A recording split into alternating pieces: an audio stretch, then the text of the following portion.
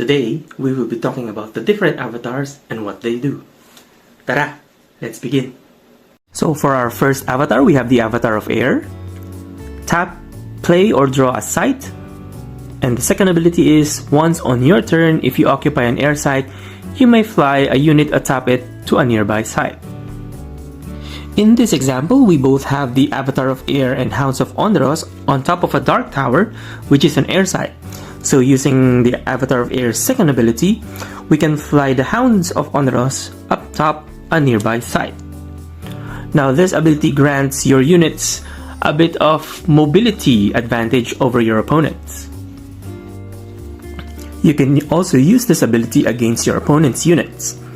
In this case, the Avatar of Air just walks into its own air site and flies the boss troll up into the bottomless pit, killing it. Next up, we have the Avatar of Earth. Same, tap, play or draw a site. Second ability is a passive ability, which is you have +1 power for each nearby Earth site. So in this example, we have the Avatar of Earth surrounded by 4 Earth sites. That means instead of 1, his attack power becomes 5 because 1 plus the 4 of the nearby Earth sites. Take note that the Avatar of Earth will also gain +1 power from your opponent's Earth sites. In this case, the Bedrock and Steep are both Earth sites, so the Avatar of Earth gets 1 plus 1, 2, 3, 4, 5, 6, making it a total of 7 power. Up next, we have the Avatar of Fire. Tap, play or draw a site, or tap this turn, fire sites in your hand are also fireballs. So on your turn, you draw a site, and if it's a fire site, you can tap the Avatar of Fire to turn this fire site into a fireball, which you can now cast on your opponent.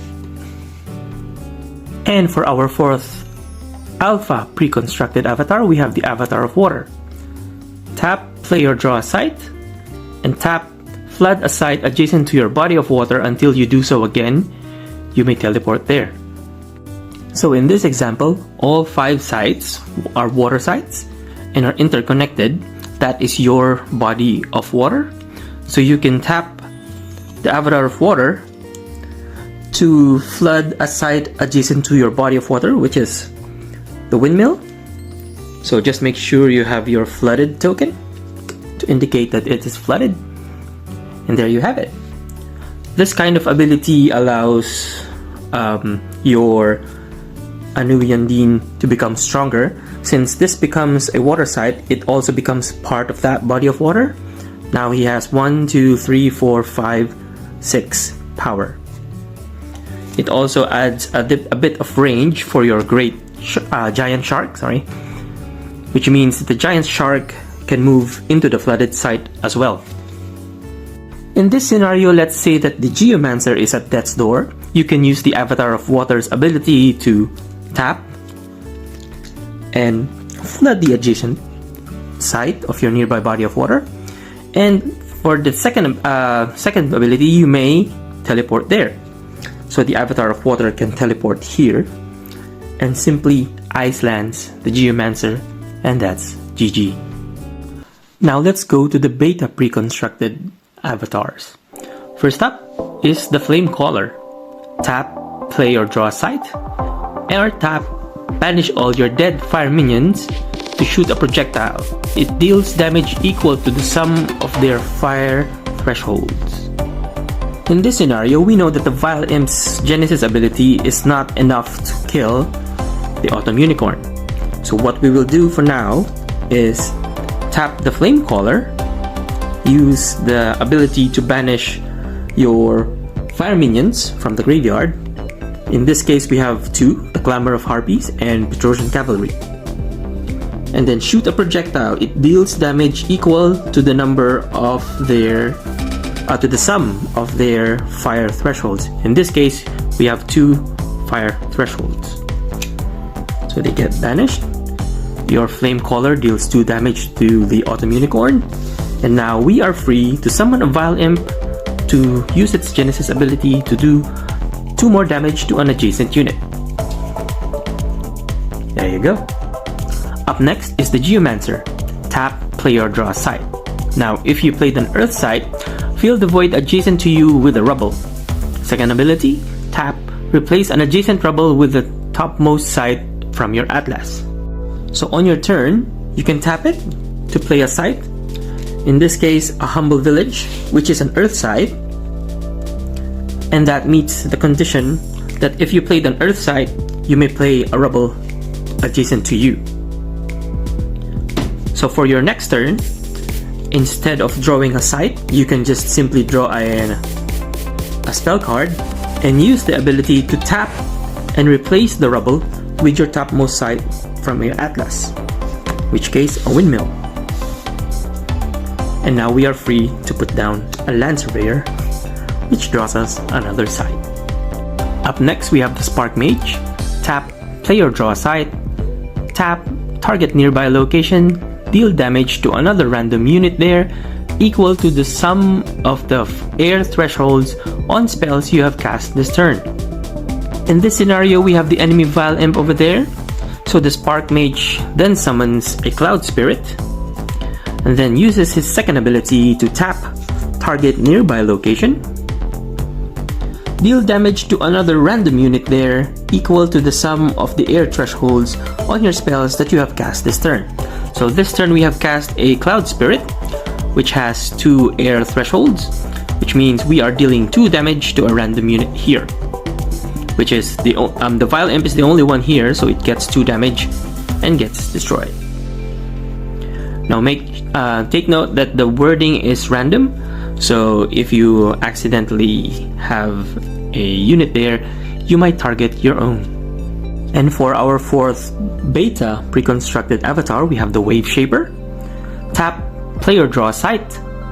Tap, flood a site near your body of water until you do so again. Tap minions without submerge there.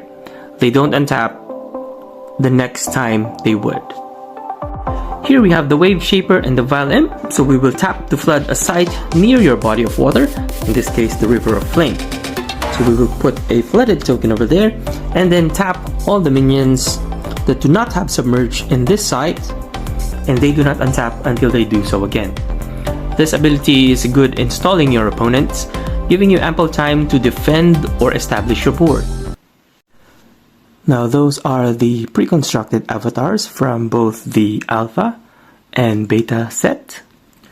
Now let's take a look and discuss the remaining avatars. Up next we have the Battle Mage. Tap, play or draw a site, and whenever a Battle Mage attacks and kills an enemy, you may draw a spell. Now if you will look closely, the Battle Mage has 3 power. This makes things easier for him. Here we have our Battle Mage against a Vile Imp. So the Battle Mage attacks, dealing 3 damage to the Vile Imp and taking 2 damage himself. Now since the Battle Mage attacked and killed an enemy, you may draw a spell. In this case, it's a Crown of the Victor, which we will spend 3 mana to give to the Battle Mage, increasing his power because he also killed a minion. Up next we have the Death Speaker. Tap, play or draw a site. You may cast 1 dead minion each turn, and for 0 mana if you are at death's door. Whenever you summon a minion this way, banish it. I'd like to note that minions with Genesis abilities take full advantage of the Death Speaker's power. In this scenario, we have the River of Flame for 1 mana and 1 fire threshold, and we have the Windmill for another mana. In our graveyard, we have the Vile Imp, so we can summon it back onto the field, activating its Genesis ability to deal 2 damage to an adjacent unit, which kills the Cloud Spirit. And then because of we summoned it this way, we have to banish it. Also take note that this ability doesn't limit you to your own graveyard. You can summon units or minions from your opponent's graveyard as well. Up next we have the Elementalist. Tap, play or draw a site. You have an additional earth, fire, water, and air threshold. The Elementalist allows you to play cards that have higher thresholds. In this case, if we tap to play a site, we will play a Gothic Tower, which says Genesis. If this is the only Gothic Tower you control, you gain an additional 1 mana this turn. So it has 2 mana, and since they both provide air thresholds, we are able to summon a Cloud Spirit. This is another way of using the Elementalist's ability. Tap to play a site, again the Gothic Tower, which provides us 2 mana. And since the Elementalist also provides us with an Earth threshold, we can summon the Land Surveyor down, which costs 2 mana and needs 1 Earth threshold. Next up, Enchantress. Tap, play or draw a site. Whenever you cast a spell, you may animate a target aura until your next turn. It's an aura minion with the power equal to its cost. So in here we have Abundance, that is our aura, Vile Imp over there, and in our hand we have another aura, the Wall of Ice, which the Enchantress will cast here, animating the Abundance. The Abundance is now a 5 power minion aura, and will attack the Vile Imp, killing it. That way you can get rid of some of the threats on the board with your high-powered minions. However, it is to take note that it is still an aura, which would affect all these sites. That means your opponent will still be getting the additional manas provided with the Abundance abilities. Our next avatar is the Seer. First ability, tap, play or draw a site. And the second ability is at the start of your turn, look at the next site or spell. You may put it at the bottom of the deck. So in this example, at the start of your turn, you may look at the next site or spell. In this case, you will look at the site. Now as you can see, it's an air site and we only have earth sites, so we may not like this one. And you may put it at the bottom of the deck. And then since it's also the start of my turn, we get to draw, and we get an earth site, which we can now play. Which we can play Mixterra, and sacrifice it, common send, etc. to look for a boss draw. So the Seer is very good at sifting through your decks, either your Atlas or your Spellbook. Before you draw, have a look. If you like it, keep it on top.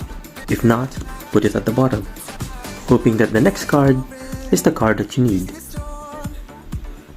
Up next, we have the Sorcerer, who has the following abilities. Tap to play or draw a site, or tap to draw a spell.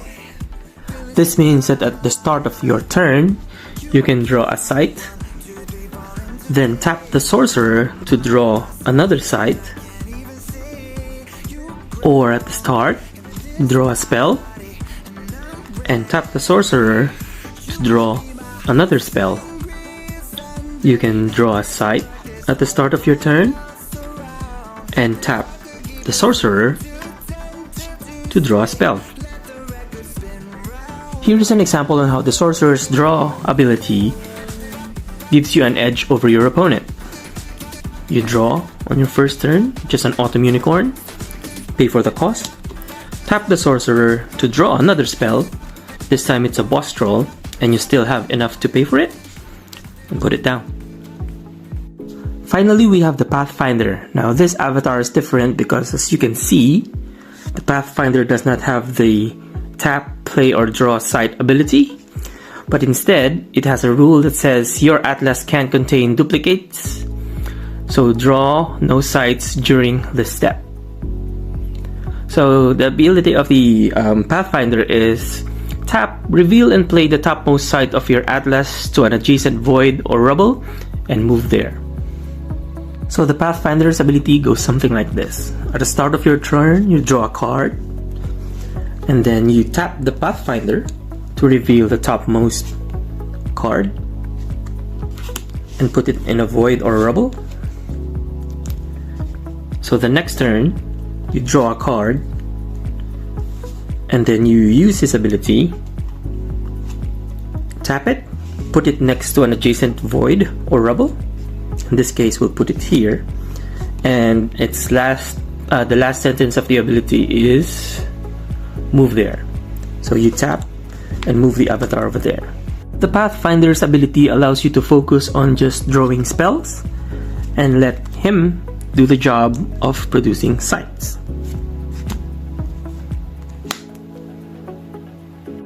One thing to note that with the Pathfinder's ability, you do not have control of which sight comes down on the field. For example, we have the Pillar of Cyrus. Now, on the first turn and this card comes out, you or your opponent may not have any minions on the graveyard to banish. That means you don't get to heal. So to recap, here are the avatars that we have so far. Sorcerer, Avatar of Air, Avatar of Earth, Avatar of Fire, Avatar of Water, the Flamecaller, Geomancer, Spark Mage, Wave Shaper, Battle Mage, Death Speaker, Elementalist, Enchantress, Seer, and last but not least, the Pathfinder. Let me know down in the comments which avatar you like to play the most. Like and subscribe, and I'll see you guys next time. Bye!